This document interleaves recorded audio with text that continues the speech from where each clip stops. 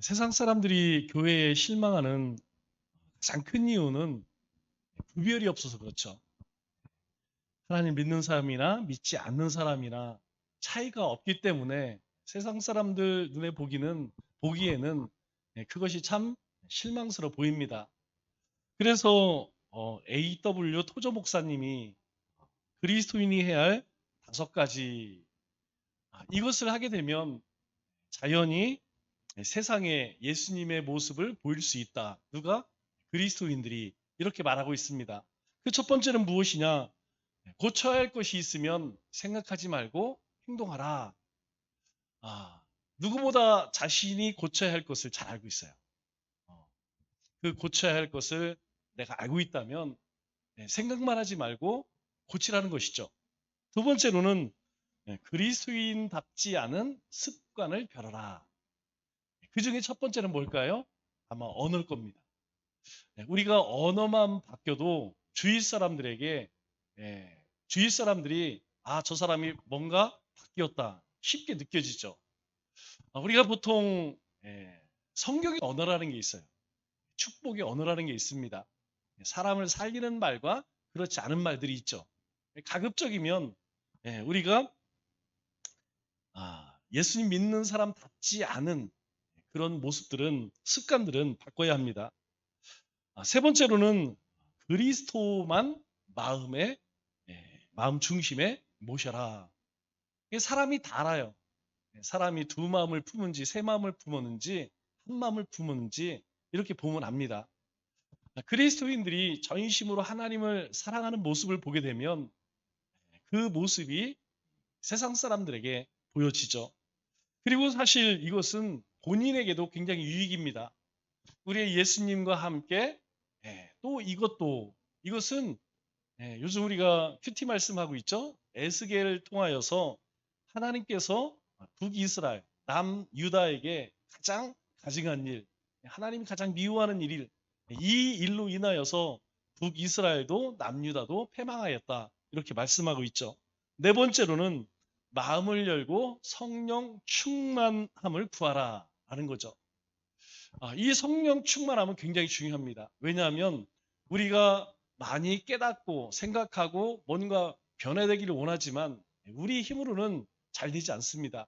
그러나 성령님의 도움을 구하면 성령님께서 그런 환경을 자꾸 만들어주세요. 우리 머릿속에, 우리 마음 가운데에 계속해서 하나님의 말씀이 머물게 하고, 그리고 우리가 하나님이 기뻐하지 않는 일, 그런 일을 행할 때에 우리에게 말씀하십니다. 그러나 우리가 마음을 닫고 성령님께서 하시는 말씀, 여기에 귀를 기울이지 않으면 점점점 강팍해지죠. 그래서 그 마음 가운데, 삶 속에 은혜가 없습니다. 우리가 흔히 뭔가 쎄함을 느낀다고 그랬죠? 찬바람이 쌩쌩 분다는 거죠. 은혜가 있으면, 하나님의 영으로 충만하면 그 언행심사에 은혜가 넘치죠. 마지막 다섯 번째로는 스스로에게는 엄격하라는 거예요. 대신에 다른 사람들에게는 관대하라는 것이죠. 즉, 자기 자신에 대해서는 늘 근신해야 합니다. 내가 오늘도 하나님 앞에 어떻게 살았는가. 그래서 시작은 내가 하나님 이런 삶을 살기를 원합니다. 그렇게 하나님의 말씀을 붙들고 저녁에는 하나님의 말씀을 통하여서 내가 어떤 삶을 살았는가 이걸 돌아보는 것이 중요하죠. 이게 처음에는 금방 표가 안 납니다. 그러나 시간이 계속 지나게 되면 우리 낙수물이 바위를 뚫는다는 말이 있죠. 그 별거 아닌 것 같아요. 그러나 그 한 방울 한 방울 떨어지는 물방울이 바위를 뚫는 겁니다. 언제 변하나라고 생각하지만 우리가 그러한 삶을 계속 지속적으로 반복하게 되면 어느 순간 우리 자신이 하나님의 말씀을 쫓아가고 있다는 것을 알게 되죠. 대신에 다른 사람들에게는 우리가 관대해야 합니다. 용서해야 되고 품어줘야 되고 사랑을 해야 합니다. 이런 행함이 없이는 세상을 바꿀 수 없습니다.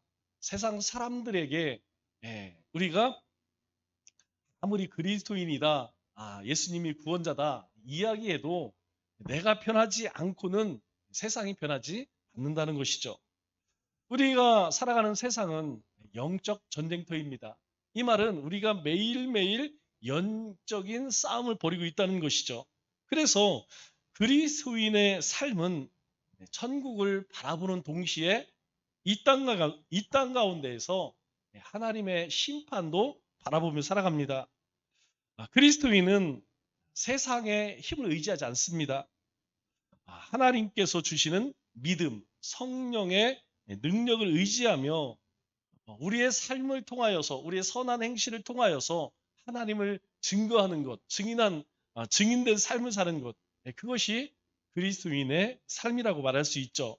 그래서 예수님께서는 앞서서 이 전도 지침으로 네 가지를 말씀해 주셨어요. 6절에 보면 먼저 누구에게 하라고 그죠? 먼저 내 가까운 사람들, 이방인들보다 먼저 잃어버린 양에게 가라. 이렇게 말씀합니다. 그리고 7절 말씀을 보면 천국이 가까이 왔다. 즉 다른 거 얘기하지 말라는 것이죠. 예수님을 믿어야 구원을 얻는다. 그리고 또 8절 말씀을 보면 거저 받았으니 거저 주라. 그리고 9절에는 너희가 다른 것 의지하지 말고 물질 이런 거 의지하지 말고 오직 하나님의 말씀과 성령을 의지해서 복음을 전해라. 이렇게 말씀하셨죠. 그리고 오늘 다섯 번째로 이 전도 지침으로 11절 이렇게 말씀합니다. 어떤 성에나 마을에 들어가든지 그중 합당한 자를 찾아내어 떠나지 말고 거기에 머물라. 우리가 이 말을 잘못 오해하면 예수님의 이름으로 누구에게나 찾아가서 신세를 져도 된다. 이런 뜻이 아니죠. 이 말씀에 보면 합당한 자를 찾아내어. 그러니까 어떤 마을에 가든지 많은 사람들이 있겠죠. 그 중에서 합당한 자, 그 사람을 찾아내라 이렇게 이야기하죠. 여기서 그 합당한 자는 어떤 사람일까요? 이 우리의 삶에는 그런 것이 있어요. 하나님께서 꼭 만나야 할 사람을 만나게 합니다. 제가 우리 박 여사를 만날 줄 누가 알겠어요? 여러분들 같이 살고 있는 그분을 만날 줄 누가 생각을 했겠습니까? 그런데 하나님이 보실 때에는 우리 인생에 이 사람이 있어야만, 반드시 이 사람이 곁에 있어야만 사랑 구실을 해. 그래서 하나님께서 만나게 하시는 것입니다. 하나님께서 하나님의 복음을 전할 때에도 이 합당한 자라는 것은 하나님이 예비해 두신 자라는 거예요. 하나님께서 반드시 그 복음을 온전히 전할 수 있도록 예비해 둔 사람이 있다는 것입니다. 그래서 우리가 전도를 할 때, 훈련할 때 그런 얘기했죠. 나가면 있고 안 나가면 국물도 없다. 이런 얘기했어요. 우리가 어떠한 상황 가운데에든 복음 들고 나가면 하나님은 반드시 합당한 자, 예비해 둔 자를 우리에게 예비해 두십니다. 놀라운 일이에요. 우리가 하나님의 말씀을 읽기 참 피곤해도 일단 읽게 되면 그 말씀 가운데에서 우리에게 은혜를 주시는 말씀이 있습니다. 우리가 하루를 시작할 때 큐티할 때에 참 피곤하죠. 그러나 짧은 시간이라 할지라도 잠시 하나님의 말씀에 귀를 기울이면 내가 오늘 살아가야 할 나에게서 꼭 필요한 말씀을 하나님이 예비 두신 그 말씀을 우리에게 주신다는 거예요. 그래서 이 합당한 자의 언어의 뜻은 헌신된 사람이라는 뜻입니다. 하나님께서 하나님 나라를 위해서 헌신한 사람을 너희가 복음 들고 어느 성이나 어느 마을에 가든지 반드시 하나님이 준비해 두신다는 거예요. 여러분, 하나님의 일은 그렇습니다. 어떤 일이든 전도뿐만 아니라 다른 사역들도 우리가 그것이 하나님이 기뻐하시고 하나님 나라를 세우는 일이라면 하나님께서 영적인 동역자를 항상 준비해 두신다는 거예요. 하나님께서는 항상 우리 주변에 그러한 사람들을 예비해 두었다. 우리가 깨닫고 그 일에 도전하게 되면 하나님께서는 그 사람들을 보내주신다는 것이죠. 우리가 그래요. 우리가 전도하려고 하면 전도에 필요한 사람들을 보내주십니다. 또 우리가 세상 일에 관심을 가지면 또 세상 사람들만 눈에 띄어요. 참 이상합니다. 내 마음이 세상을 향하면 그런 사람들이 나에게 달라붙어. 그러나 내가 하나님이 기뻐하시는 그것이 예배의 일이든 아니면 기도의 일이든 전도의 일이든 아니면 섬김의 일이든 그 일을 행하려고 하면 하나님께서 또 그런 사람을 우리에게 붙여주신다는 것이죠. 그리고 뭐라고 이야기합니까? 그 사람 집에 갔을 때에 떠날 때까지 거기에 머물라 이렇게 말씀하십니다. 이 말의 뜻은 그곳에 갔는데 편하지 않더라도 가능하면 옮겨 다니지 말고 그곳에 머물러라. 왜 그럴까요? 만일 우리가 누군가의 대접을 받을 때에 여러분 싫은 기색을 내면 대접하는 사람 입장에서는 어떨까요? 굉장히 불편합니다. 뭔가 내가 소홀히 한 것 같고 뭔가 내가 뭐 부족한 것 같고 그래서 저는 하여튼 누가 식사 대접을 하든지 저는 절 안 남겨요. 다 먹습니다. 아무리 간이 안 먹고 특히 젓갈이 들어갔어도 집에서는 제가 쳐다보도 안 봐요. 그런데 대접받을 때는 하여튼 뭐 별게 다 들어가서 다 먹습니다. 왜 그럴까요? 그것을 준비한 사람은 여러분 어떤 마음으로 준비했을까요? 정말 며칠 전부터 고민하고 온갖 자신의 능력을 다 발휘해서 준비했는데 만일 싫은 기색을 내보세요. 여러분 얼마나 마음이 상할까요? 여러분 음식점에도 마찬가지예요. 궁리를 해서 어떤 음식점에 가서 대접을 하는데 그것이 입맛에 안 맞다고 남긴다든가 아니면 싫은 기색을 하면 대접하는 입장에서는요 얼마나 송구한지 몰라요. 사실은 제가 예전에 그랬어요. 예전에 제가 말씀 한번 드렸나요? 우리 초등학교 5학년 때, 국민학교 5학년 때 선생님이 집에 오셨는데 다 농사일 하니까 대접할 게 없잖아요. 그래서 막걸리하고 김치를 어머님이 대접을 했어요. 그런데 이 선생님이 막걸리를 안 먹네.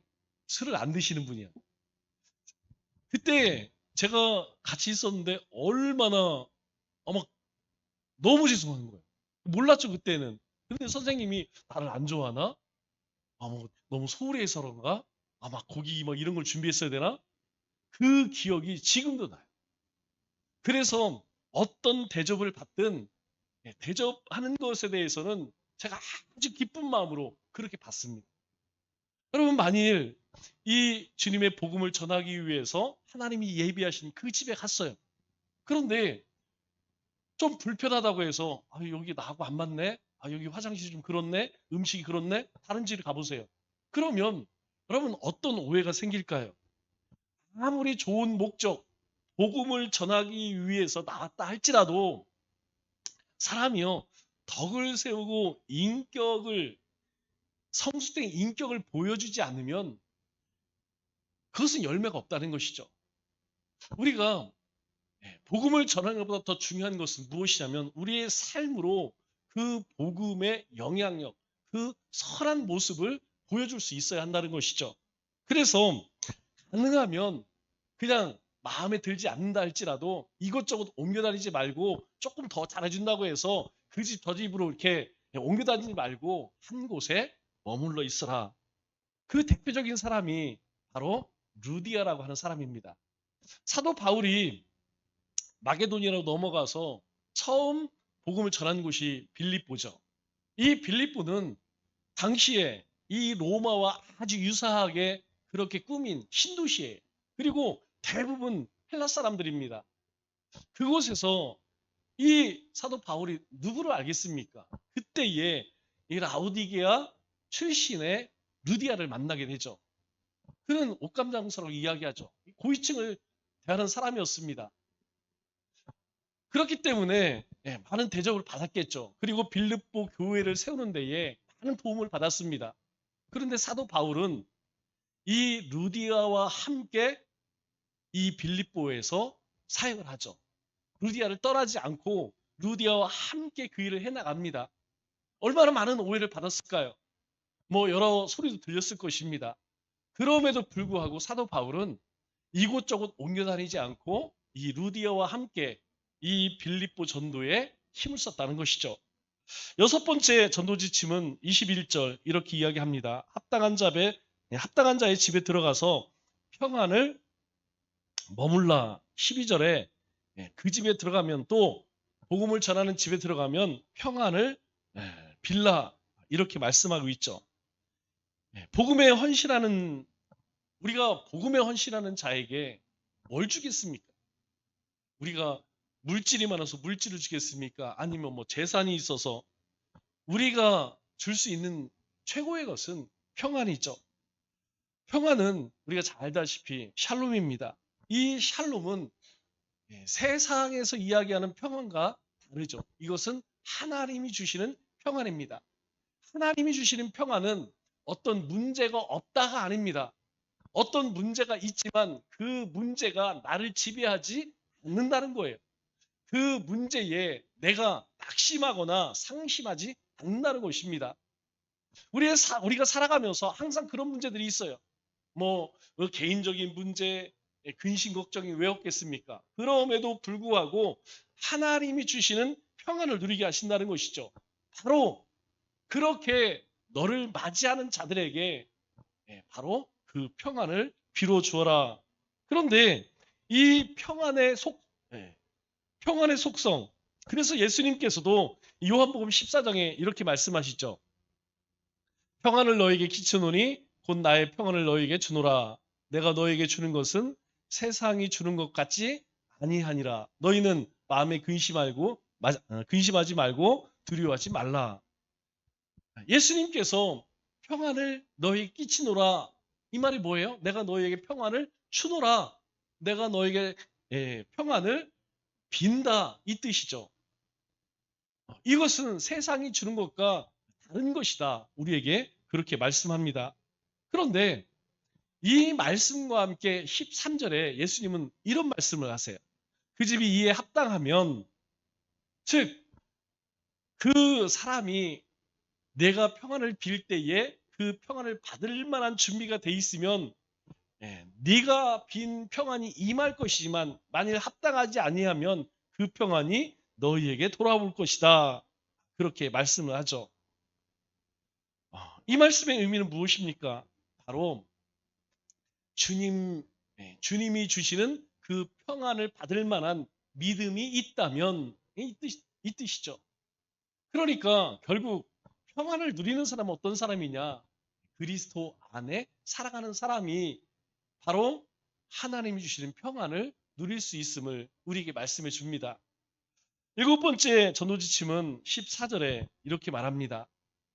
누구든지 너희를 영접하지 아니하고 너희 말을 듣지 아니하거든 복음을 전할 때에 그 복음을 거부한다면 낙심하지 말래요. 대신에 그 집이나 성에다가 너희 발에 먼지를 떨어버려라. 이렇게 말씀합니다. 이 말은 이스라엘 습관으로 이방인들을 무시하는 말이에요. 왜냐하면 이스라엘 가운데는 이방인들의 먼지까지도 부정하다라고 이스라엘 사람들은 생각했습니다. 그래서 이 이스라엘 백성들은 이방 땅에 갔다 이방의 땅을 밟으면 반드시 돌아와서 발을 씻습니다. 왜냐? 이방 땅은 바로 저주받은 땅, 하나님의 은혜가 미치지 않은 곳이라고 생각했기 때문에 그들은 사마리아나 아니면 이방 땅을 밟으면 반드시 돌아와 발을 먼저 닦았죠. 왜냐하면 이방인의 흔적, 이방인의 먼지가 묻어 있을까 그렇게 생각했기 때문이죠.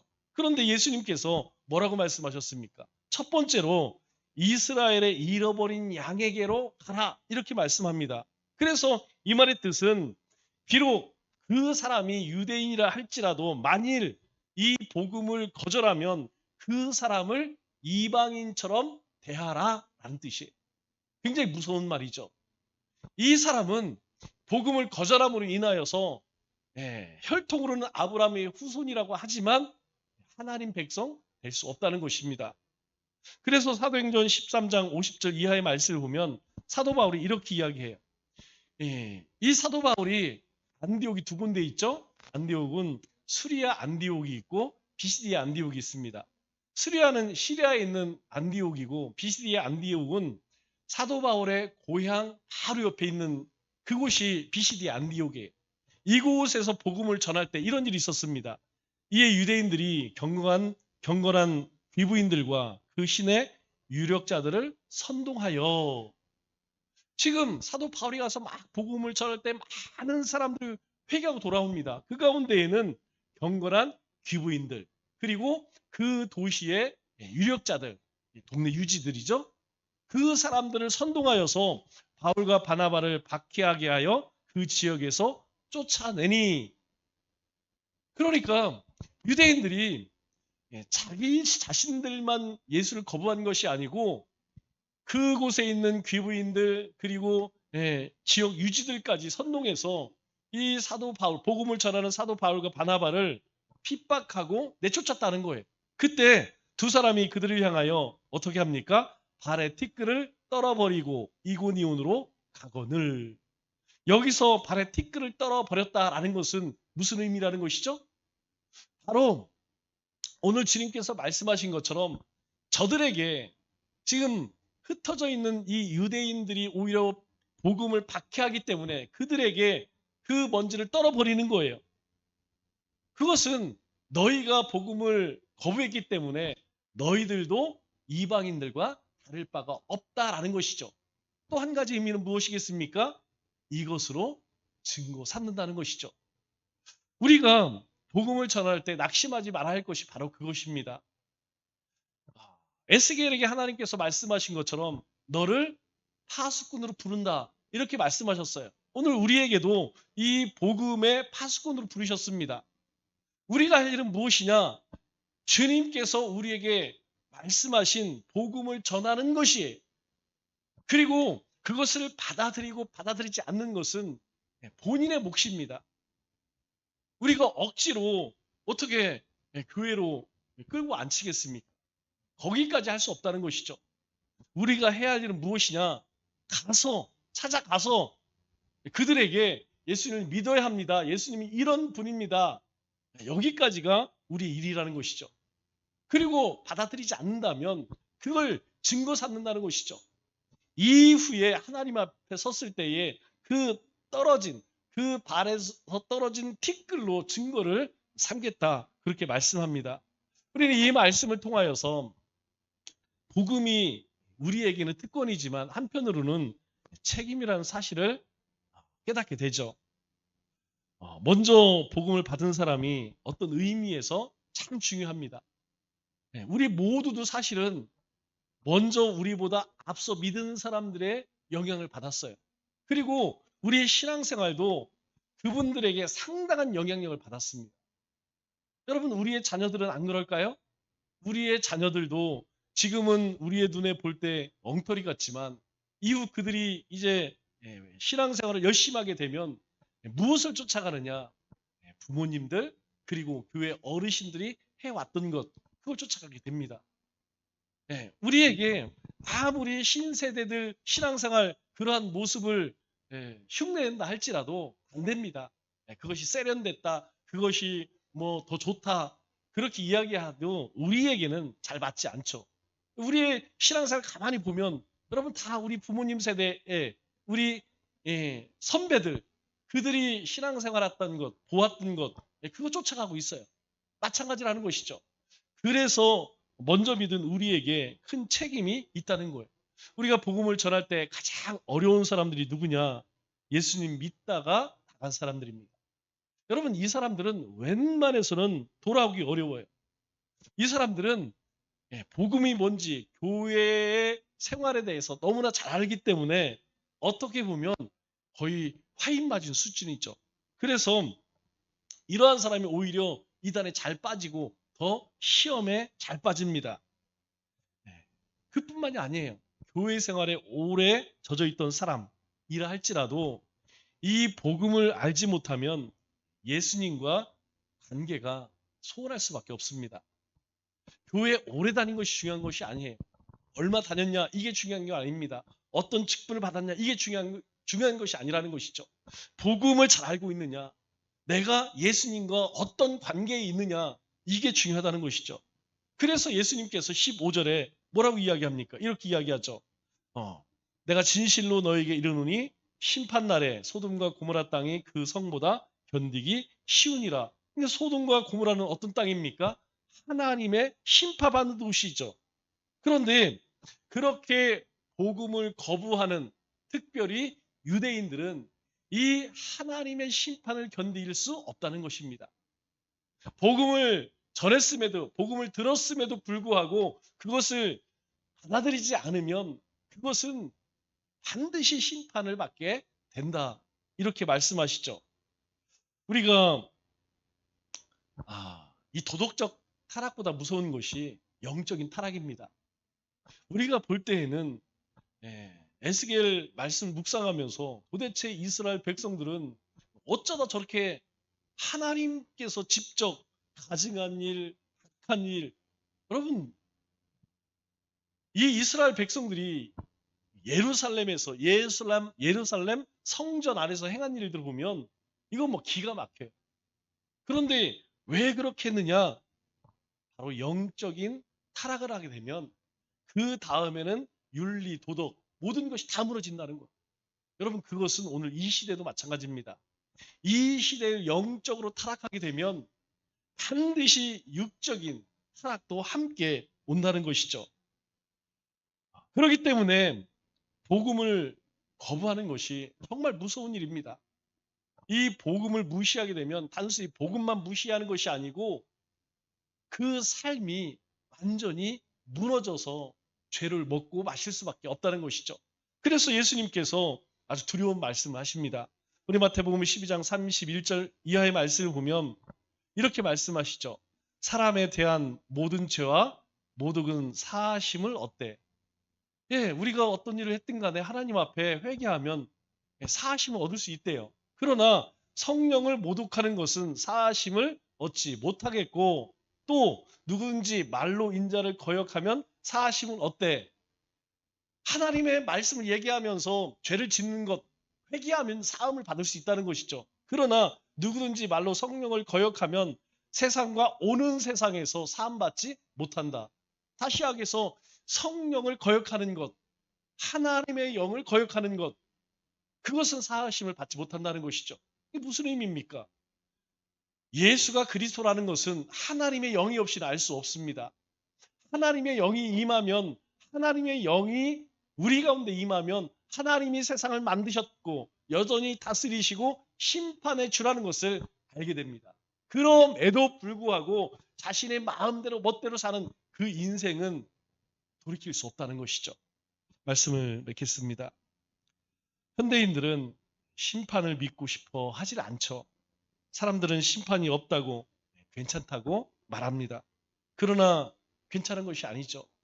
우리가 아무리 눈 가리고 아웅한다고 하여서 없는 것이 있는 것이 될 수 없습니다. 그러나 지금도 하나님의 진노가 계속해서 쌓여가고 있죠. 지금 우리는 영적인 전쟁을 벌이고 있다는 사실을 늘 기억해야 합니다. 남은 3일도 하나님의 영원한 천국을 바라보는 동시에 주님이 곧 오심을 기다리며 거룩한 사명자의 삶을 살아가는 우리 믿음의 권속되시길 주님의 이름으로 축원합니다.